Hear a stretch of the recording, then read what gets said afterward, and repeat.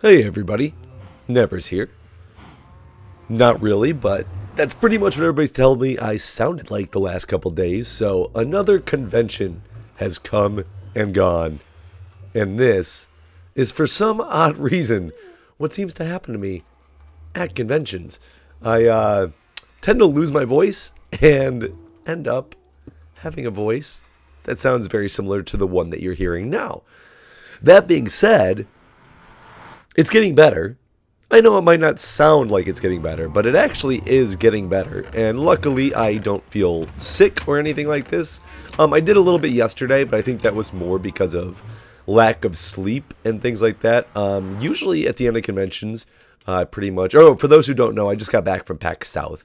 And I was there with the guys. It was a great time. I will definitely give a long recap on things that happened when they were there, the fun that I had, and things like that at some point in the near future.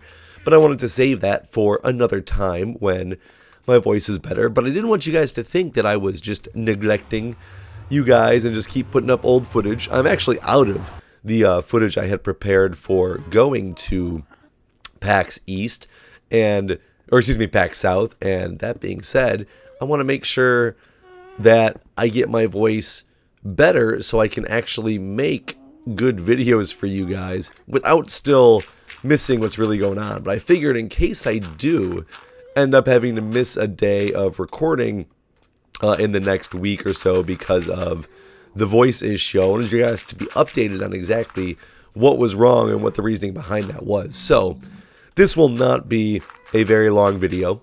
This is going to be just a little recap video. Let you guys know that I made it home safe from PAX South.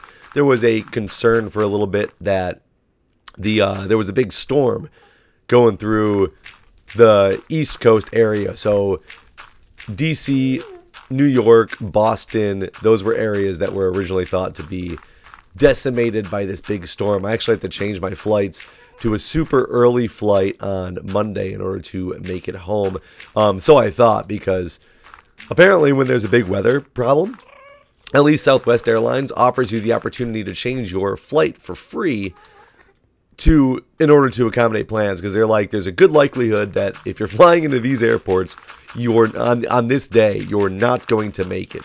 So therefore, we offer you the chance to change your flight for free to any other available flight that you can take in order to make your travel plans better, as long as there's like room on the flight. So I took the risk and said, okay, my flight's supposed to leave at around 11 o'clock and get into DC around 6 o'clock p.m. I took a risk and said, let's do an earlier 6 a.m. flight in order to hope that I will actually make it into DC by 11:30, and that would possibly beat the storm. So I did that and ended up going for an evening without sleep completely, because I wanted to still hang out with everybody at the Mindcrack house and things like that before I left. I don't get to see those guys very often, so I wanted to make the most of it and hang out with everybody, and the best way for me to do that was to go without sleep. But another point of what I wanted to try to do here in this video, because I didn't want it to go too long without showing my appreciation, but definitely giving my appreciation toward Aureylian. And our Mindcrack group, we're a very close community. We all look out for each other and watch each other's backs and help out for each other when we can. And Aureylian was gracious enough to tell me that, whoa, crap, that luckily my flight that I had booked that was leaving early, even though I still didn't know if it was going to make it or not. Granted, the snowstorm didn't turn out to be nearly as bad, especially in the DC area, so it didn't end up mattering. But my connecting flight happened to go through the area that she is from. And when she found that out, she said, hey, I'm going to be getting in a couple hours after you would be there. So if they cancel your flight and you don't make it out of here, she graciously offered me the opportunity to be able to stay with her and not be, stuck without a place to go and stuck in some, random airport hanging out for possibly up to days until I could find out if I could leave.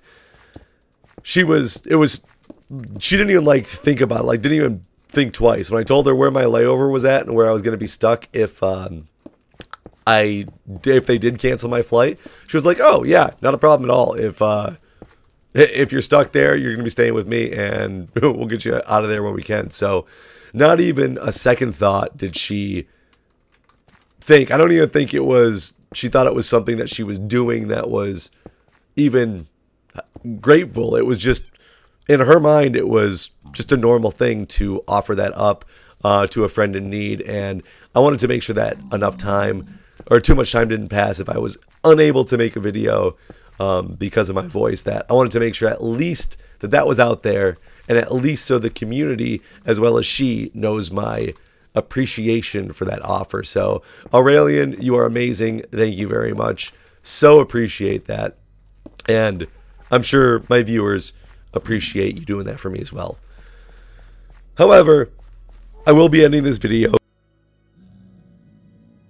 It's actually a little bit more difficult than I thought it was going to be, because my voice has been getting slightly better. It's a little bit more difficult than I thought it was going to be to actually sustain prolonged conversation, and I don't want to make things worse. So I'll be back with you guys as soon as I can. Hopefully I'll be able to keep up the daily episodes, and this will not interfere with that. Time will tell. But until next time, this is Nebris, and I'll see you guys next time. It's really Jay Sato.